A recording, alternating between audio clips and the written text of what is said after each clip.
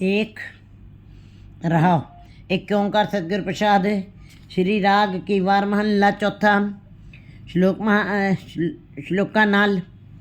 यहाँ पे गुरुजी ने वार तब गाई जाती है जैसे जंगे मैदान में योद्धा लड़ने के लिए जाते हैं तो बड़ी वीरता पूर्वक वहाँ पे वो गीत गाए जाते हैं। जंगे मैदान में वीरता के गीत गाए जाते हैं जिससे वीरों के अंदर ज़्यादा ऊर्जा आए और ज़्यादा वो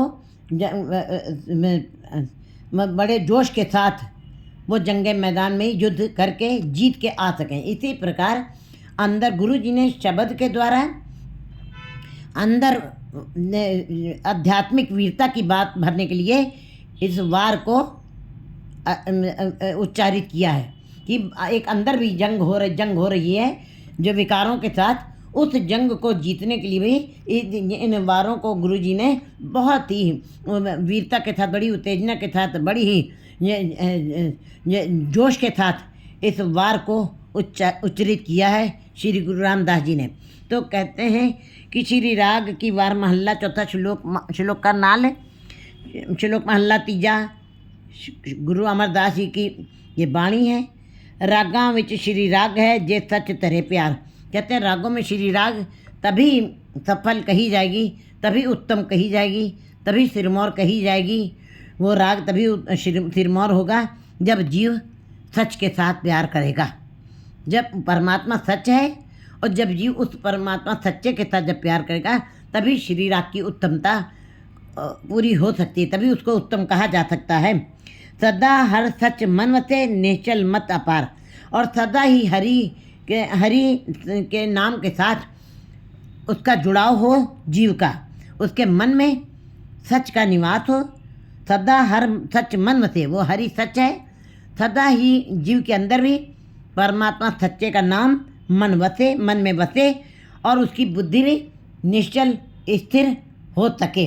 परमात्मा निश्चल है, स्थिर है, उसका मन भी निश्चल हो जाए, स्थिर हो जाए नाम जप के, तब श्री राग की उत्तमता सार्थक होगी। रतन अमोलक पाया गुरु का शब्द विचार। जो गुरु के शब्द का विचार करते हैं, जो गुरु के साथ जुड़ते हैं और गुरु के शब्द के साथ जुड़ करके उसको दृढ़ करते हैं गुरु के शब्द को और विचार करते हैं। पढ़ना अलग चीज़ है, सुनना अलग चीज़ है, लेकिन विचार करना, मनन करना, उसको अपने जीवन में धारण करना, यही हमारे जीवन का मुद्दा होना चाहिए।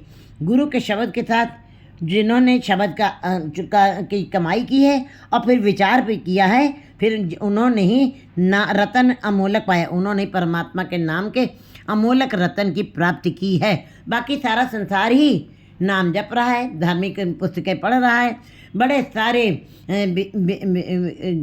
यज्ञ पुण्य और धार्मिक कार्य कर रहा है, बाहरी धार्मिक कार्य भी कर रहा है, लेकिन उसका कोई मतलब नहीं रह जाता, उसका कोई तिल मात्र भी फल नहीं मिलेगा। जब जीव शब्द के साथ प्यार करेगा और विचार करेगा उसका, तब ऐसे जीवों के अंदर जो नाम रतन अमोलक जो बसेगा वही सार्थक होगा, वही फलदायक, वही फलीभूत होगा।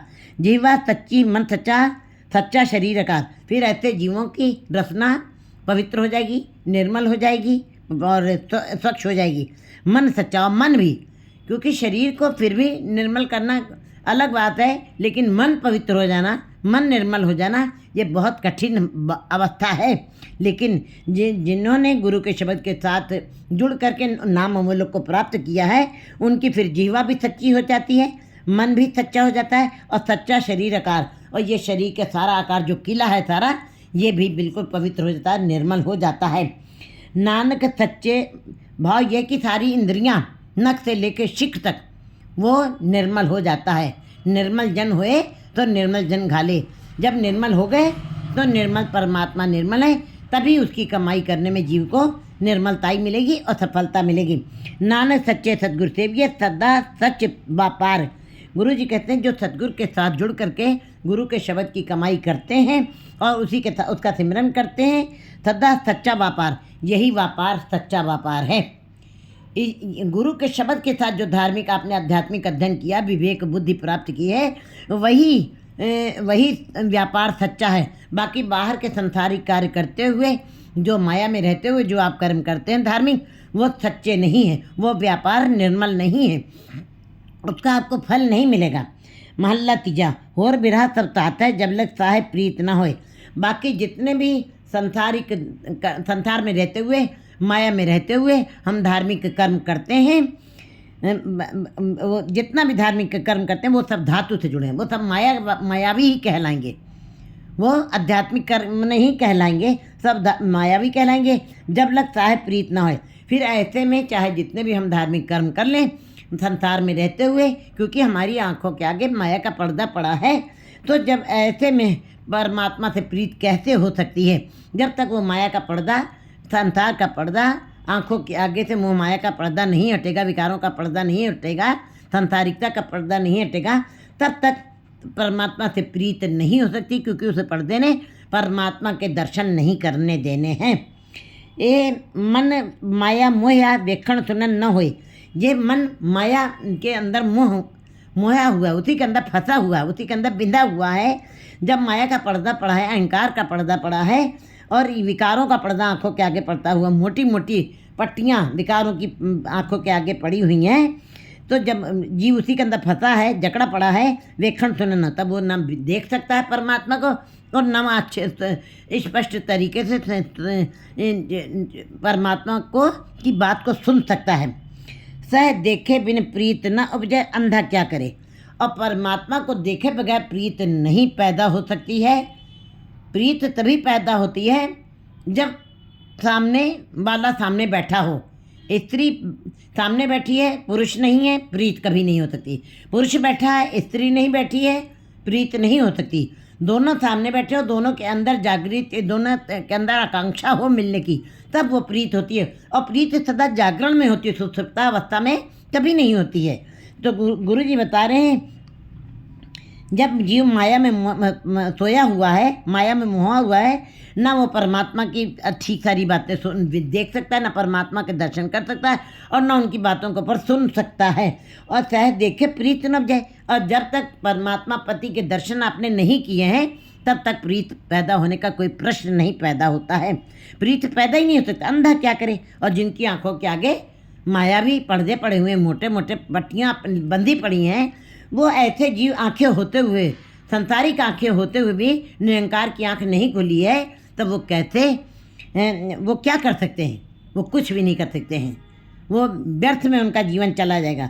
नानक जिन अक्खी लीतिया सोई सच्चा दे। लेकिन गुरु जी निराश नहीं कर रहे हैं जीवों को। अगर जो मान लीजिए किन्हीं कारणों वश जीव माया में सोए हुए हैं, माया के अंदर मोह में पड़े हुए हैं, उनके आगे आंखों के आगे विकारों की पट्टियां बंधी हुई हैं, तो क्या वो परमात्मा के दर्शन कभी नहीं कर सकेंगे? नहीं। गुरु जी प्रश्न भी कर रहे हैं और उत्तर भी दे रहे हैं। कहते हैं कि जो इनकी आंखें होते हुए माया के पर्दा पड़ा हुआ, परमात्मा के दर्शन भी नहीं कर पा रहे हैं, उनका विचार भी नहीं कर पा रहे हैं, लेकिन नानक जी नक्खी लीतियाँ।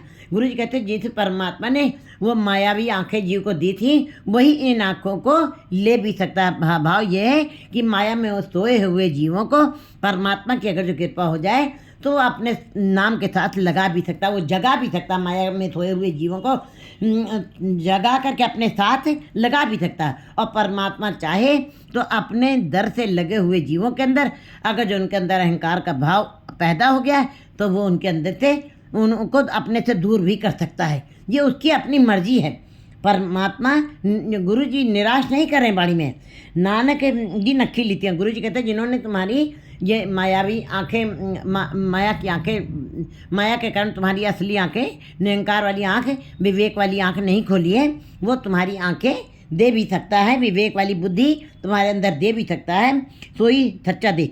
जिसने तुम्हारे आँखें माया का पर्दा डाल करके वो संसारिक आँखें, निरंकार की आँखें बंद रखी थी, वो परमात्मा तुम्हारी निरंकार वाली आँखें खोल भी सकता है। भाव ये कि तुम्हारे अंदर ज्ञान भर सकता है, तो गुरु के शब्द के साथ तुमको जोड़ सकता है, और तुम्हारी ज्ञान अंजन गुरु दिया, अज्ञान अंधेर विनाथ। और जब गुरु के शब्द के साथ जोड़ देगा तो ये अज्ञानता का अंधेरा अपने आप ही खत्म हो जाता है। गुरु ज्ञान का अंजन डाल करके जीव को, गुरु को बिल्कुल सही रास्ता बताने में समर्थ है। बड़ी हर एक को करता, एक को दीवान हर परमात्मा ही करता है, उसी का दीवान है, वही सब कुछ करने वाला, वही संभाल करता है, वही सारे जीवों का जीवों का करता है, वही संभाल करने वाला है, देख रेख भी वही करता है। उसका दीवान अपना है, उसका अपना अलग सिंहासन है। हर एक को करता, एक को दीवान हर एक से दिया है अमर, एक को हर चित धर। कहते हैं उसका सिंहासन सदा अमर है, अजर है, वो सदा ही रहेगा। आद सच जुगाद सच है भी सच, नानक होती पी सच। वो एक है, अपने में अलमेला है, वो ला शरीक है, वो उसके जैसा कोई भी नहीं। अमर, वो अमर है, अजर है। इक्को वही हरि जो है अपने में अलबेला है, उसी को अपने चित्त में धारण करना चाहिए। हर तिथ बिन कोई नाहे, डर भ्रम को दूर कर। हे जीवो, उसी की हर तिथ बिन कोई नाहे। हे जीवो, उस हरि के बगैर संसार में कोई भी नहीं है। वो परमात्मा एक पिता एक कस के हम बारिक, तू मेरा गुरहाई। वही परमात्मा अपने में एक है। इसीलिए गुरु जी ने वाणी में 1430 अंक में जहाँ भी कोई राग शुरू हो रहा है एक लगा दिया कि जीवों को भटके ना, जीव भटक ना जाए, दो राहें में ना पड़ जाए, भ्रम में ना पड़ जाए। वो परमात्मा एक ही है, 2 3 4 संसार है। इसीलिए गुरु जी बता रहे हैं कि हर एक से भी कोई ना है, उसके अलावा कोई भी नहीं है संसार में। वो अपने में ला शरीक है। बियो पूछ जो मतलब करे, जो कुछ करे तो आपे करे, उसके जैसा कोई है ही नहीं। वो राय मशवरा देने में स्वयं ही वो राय बनाता है, अपने में ही वो राय बनाता है, अपने में ही वो अपना निर्णय करता है। कहते हैं गुरु जी कितने से बिन कोई ना है, इसलिए उसी के साथ जुड़ना चाहिए, उसी का गुणगान करना चाहिए। ब्राह्मण डर भ्रम को दूर कर। वो तुम्हारे जो जीव उसके साथ जुड़ जाएंगे, एक के साथ डर भ्रम सारे उसके दूर कर देगा, वो परमात्मा दूर कर देगा। हर तिसे नो चला। हे जीवो, वो स्वयं निर्भव है, वो स्वयं भ्रमों को दूर कर देता है, वो स्वयं ही एक है, अपने में लीला है। इसलिए हर तिसे नो चला, इसलिए हर जीव को उसी की सिफत सलाह करनी चाहिए। तुद रखे काहर भर, वो तुमको घर से बाहर तक जहाँ जहाँ तुम जा रहे हो वहाँ वो मौजूद है। जैसे फूलों के अंदर खुशबू दिखाई नहीं देती है, हमको खुशबू आ रही है, वो रमा हुआ है हर जगह, कण कण में, सृष्टि के कण कण में वो रमा हुआ है, घर में बाहर में, वो सब जगह तुम्हारी रक्षा करेगा। हर जिसनो होए दयाल सो हर जप परम पाओ दिखम तर। जिसके ऊपर वो परमात्मा अपनी कृपा कर देता है सो हर जप, वही हरि का जाप करते हैं बहुत बिखम तर, और ये भयावह बिखम संसार को पार कर जाते हैं। एक